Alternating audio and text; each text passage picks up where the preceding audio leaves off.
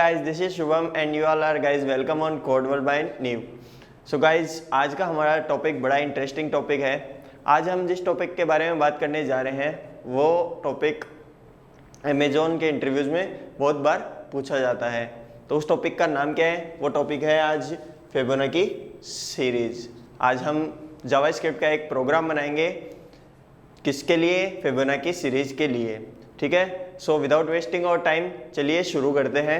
सबसे पहले मैंने आपके सामने स्क्रीन के सामने फिबोनाची सीरीज़ का एक प्रोग्राम बनाया हुआ है। उस प्रोग्राम को मैं स्टेप बाय स्टेप एक्सप्लेन करूंगा। आफ्टर दैट अपन कंप्यूटर की स्क्रीन पर चलेंगे एंड उस प्रोग्राम को लाइव करके देखेंगे। चलिए शुरू करते हैं। यहाँ पर सबसे पहले फिबोनाची सीरीज बनाने के लिए, फिबोनाची एरे बनाने के लिए एक फंक्शन डिक्लेयर किया हुआ है। ठीक है, फंक्शन डिक्लेयर किया हुआ है। उस फंक्शन के अंदर क्या क्या हमें चीज़ें चाहिए वो भी लिखी हुई है।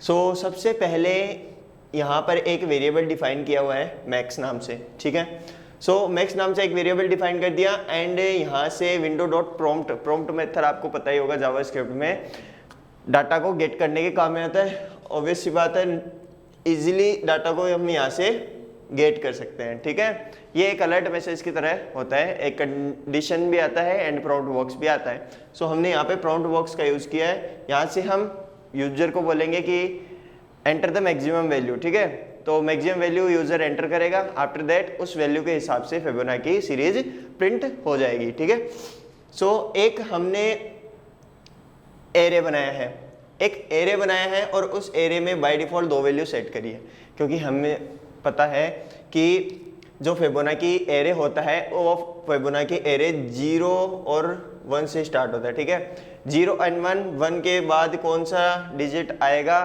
लास्ट वाले दोनों डिजिट का सम। तो 0 + 1 क्या हो गया? 1। अब इसके नेक्स्ट कौन सा डिजिट आएगा? लास्ट वाले दोनों डिजिट का सम, है ना? यानी 1 + 1 कितना हो गया? 2। और इसके नेक्स्ट कौन सा डिजिट आएगा? इन दोनों का सम यानी 3। और इसके नेक्स्ट डिजिट कौन सा आएगा? इन दोनों का सम यानी 5। इस तरीके से आगे तक इन्फिनिटी तक ये प्रोसेस चलती रहेगी और ये जो हमें सीरीज मिली है इसे फिबोनाची सीरीज कहते हैं। ठीक है, सो चलिए बात करते हैं इसके बारे में। इसको मैं थोड़ा सा इरेज कर देता हूँ।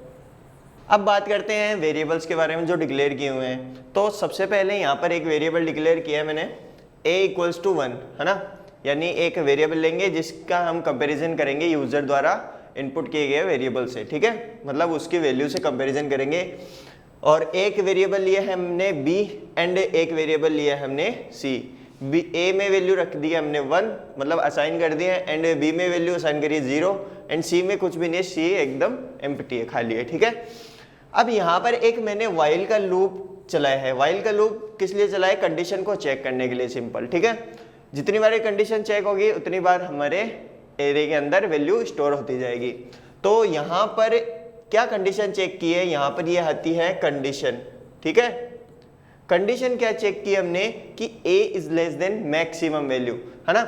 यानी यूजर ने जो वैल्यू प्रोवाइड करी है, यूजर ने जो वैल्यू प्रोवाइड करी है और जो हमने a को वैल्यू असाइन करी है, क्या a की वैल्यू यूजर के द्वारा प्रोवाइड करी गई वैल्यू से कम है? अगर है तो ये वाला कोड एग्जीक्यूट होगा, अगर नहीं है तो ये स्क्रिप्ट क्या करेगी?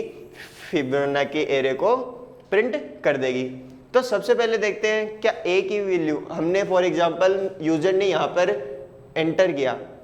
ठीक है, हम ऐसे ही मान के चल रहे हैं कि यूजर ने यहाँ पर एंटर किया, फॉर एग्जांपल 5 एंटर किया। ठीक है, यूजर ने 5 एंटर किया और 5 एंटर करने के बाद हमने कंडीशन चेक करी कि क्या a < 5, और a हमारा कितना है? a हमारा है 1, यानी क्या 1 < 5? यस, 1 < 5। तो क्या होगा? हमारा कोड रन होगा। और हमारा कोड कौन सा है कि c में a की वैल्यू इंसर्ट करवा दो। c जो हमारा एकदम नल था उसमें a की वैल्यू इंसर्ट करवा दो। a की वैल्यू कितनी है? a की वैल्यू कितनी है? 1 है, यानी c की वैल्यू तो हो गई 1। ठीक है, फिर क्या हुआ? फिर कहा कि a + = b, यानी it means a equals to a plus b, है ना, यानी a में वैल्यू स्टोर करवाओ a प्लस बी की। तो a तो कितना है हमारे पास, a तो है 1 और b कितना है हमारे पास, b हमारे पास है 0। इनिशियल फेज में हमारे पास b की वैल्यू कितनी है 0, यानी a की वैल्यू हमारे पास कितनी आ गई, इस इक्वेशन से a की वैल्यू हमारे पास आ गई 1। और लास्ट में हमने b में c को भी असाइन करवा दिया, b में c को असाइन कराया, इसका मतलब b की वैल्यू कितनी हो गई, c में क्या असाइन करवाया था, c की वैल्यू क्या थी 1। यहाँ पर ध्यान देना c की वैल्यू नल नहीं है, क्यों, क्योंकि हमने इस ब्लॉक ऑफ कोड के अंदर c की वैल्यू बदल दी है और यहाँ पर हमने जो वैल्यू बदली है वो यहाँ पर b को असाइन कर दी। तो हमें यहाँ से क्या मिला, हमें यहाँ से मिला c equals to 1, a equals to 1 and b equals to 1, इतना हमें मिला। तो फिर क्या है, array dot push, push method अगर आपने पढ़ा है एरे के फंक्शंस में, एरे के मेथड्स में अगर आपने पुश मेथड पढ़ा है, तो पुश मेथड क्या करता है कि किसी भी वैल्यू को एरे के लास्ट में एंटर करवा देता है। तो हमारा एरे क्या है, हमारा एरे है 0,1, है ना, ये देखो यहाँ पर हमारा जो एरे है वो 0,1 है। अब 0,1 के बाद में क्या एंटर होगा, a, देखो यहाँ से इस ब्लॉक ऑफ कोड से a पुश हो रहा है, किसके अंदर, फिब एरे के अंदर, यानी फिबोनाची एरे के अंदर a पुश हो रहा है और a की वैल्यू हमें क्या मिली है, इस कोड से 1 मिली है। तो हमने 0, 1 तो हमारे पास पहले से था, इसके बाद में हमारे पास क्या प्रिंट हो गया 1, ठीक है। अब ये कंडीशन चेक हो गई, व्हाइल क्या करता है, कंडीशन चेक करने के बाद वापस जब तक कंडीशन फॉल्स नहीं हो जाती तब तक इसको चेक करता रहेगा। अब हमारी a की वैल्यू कितनी है, 1 है, कितनी है हमारी a की वैल्यू 1 है, ठीक है। तो a की वैल्यू तो हमारी 1 हो गई।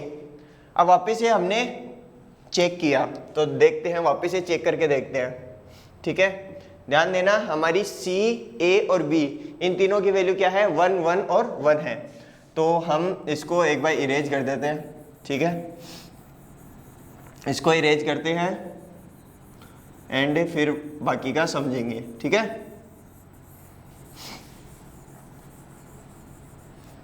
अब देखिए, अब हमारे पास क्या है, हमारे पास a की वैल्यू 1 है, b की वैल्यू 1 है एंड c की वैल्यू 1 है। वो कहाँ से आई, हमारे इस कोड को रन होने के बाद में हमारी ये तीनों वैल्यू असाइन हो गई। अब हम वापस से इस कोड को चेक करेंगे कि क्या a की वैल्यू मैक्स से कम है, क्या यूजर ने जो वैल्यू प्रोवाइड करी है और जो हमने a को वैल्यू असाइन करी है वो दोनों का कंपैरिजन करेंगे और देखेंगे कि क्या 1 is less than 5, yes 1 is less than 5, तो क्या होगा, तो हमारा कोड अंदर वाला रन होगा। और अंदर वाले कोड में क्या है कि C में a की वैल्यू असाइन कर दो, तो C है हमारे पास, C यहाँ पर और कुछ है, ठीक है, यहाँ पर 1 है, ये जो पहले ही रन असाइन हो चुकी है। अब क्या करना है, इसको रीअसाइन करना है, ठीक है। तो C में a की वैल्यू रीअसाइन करो, तो C में आ गई a की वैल्यू 1, ठीक है, यानी C की वैल्यू तो हो गई 1 वापस से। फिर a की वैल्यू यहाँ पे लिखा हुआ a equals to a plus b, है ना। तो a की वैल्यू क्या होगी, a की वैल्यू होगी, a की वैल्यू पहले क्या है 1 प्लस b की वैल्यू पहले क्या है 1 यानी 2। अब a की वैल्यू कितनी हो गई हमारे पास 2 और c की वैल्यू है 1 ही, और लास्ट है हमारे पास b इक्वल्स टू c, यानी जो हमारा b है उसको असाइन कर दो c की वैल्यू। तो c की वैल्यू क्या है अभी हमारे पास 1 है, तो ये लो 1, यानी हमारे पास क्या मिला है हमें result, a equals to 2, b equals to 1 and c equals to 1। और फिर क्या होगा, फिर एरे डॉट पुश a, यानी a की वैल्यू इस एरे में पुश कर दो यानी डाल दो। तो इसके अंदर हमने एक, और कहाँ पे होगा वो लास्ट में, पुश मेथड क्या करता है एरे के लास्ट में वैल्यू को ऐड करता है, और अनशिफ्ट मेथड क्या करता है एरे के स्टार्टिंग में वैल्यू को ऐड करता है। अगर आपको चाहिए तो मैं अनशिफ्ट मेथड से भी एक वीडियो अलग से बना दूंगा, ठीक है। सो चलिए आगे देखते हैं। अब यहाँ पे a पुश हो रहा है किसके अंदर, फिबोनाची एरे के अंदर।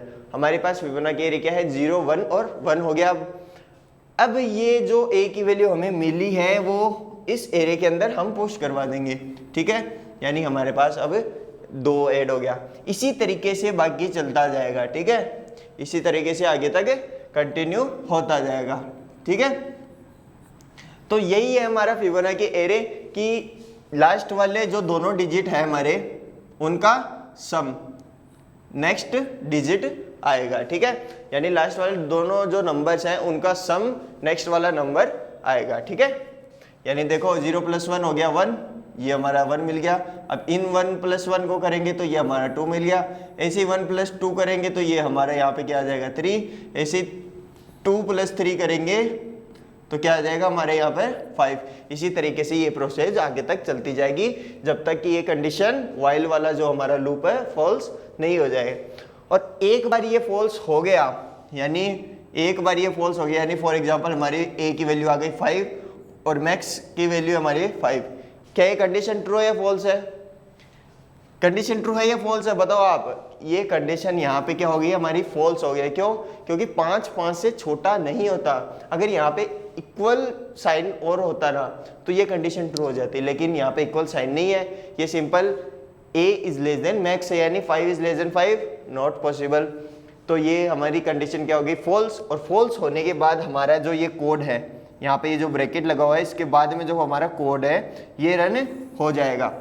और ये कोड क्या बोल रहा है कि डॉक्यूमेंट डॉट राइट को रिटर्न करो। मतलब राइट क्या करना है हमें फिबोनाची एरे करना है। और कहाँ पे करना है? डॉक्यूमेंट डॉट राइट है यानी जो भी स्क्रिप्ट हमारी पहले जो लिखी हुई है HTML वगैरह जो भी हमारा पेज है उसके ऊपर जितने भी स्क्रिप्ट वगैरह जो भी HTML की कोडिंग लिखी हुई है उन सभी को हटा दो और सिंपल क्या प्रिंट कर दो फिबोनाची एरे जो हमारे इस कोड से आया है। आई होप ये बात आप लोगों को समझ में आई होगी अच्छे से। चलिए अब इसका प्रैक्टिकल हम कंप्यूटर की स्क्रीन पे करते हैं।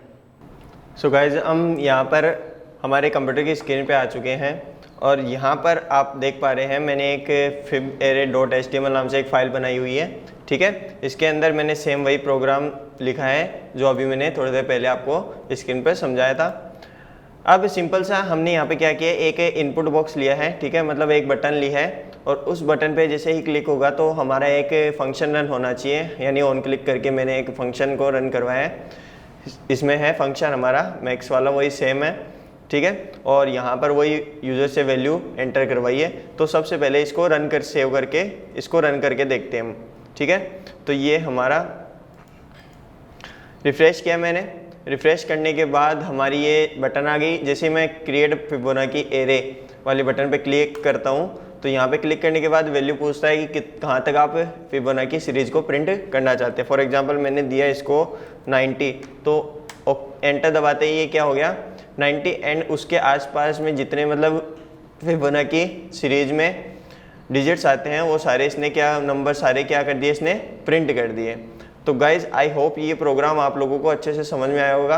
अगर आपको अभी भी इस प्रोग्राम से रिलेटेड कोई डाउट है तो आप नीचे कमेंट सेक्शन में कमेंट कर सकते हैं। और वीडियो अगर अच्छी लगी है तो वीडियो को लाइक एंड शेयर करना ना भूलें। Thank you.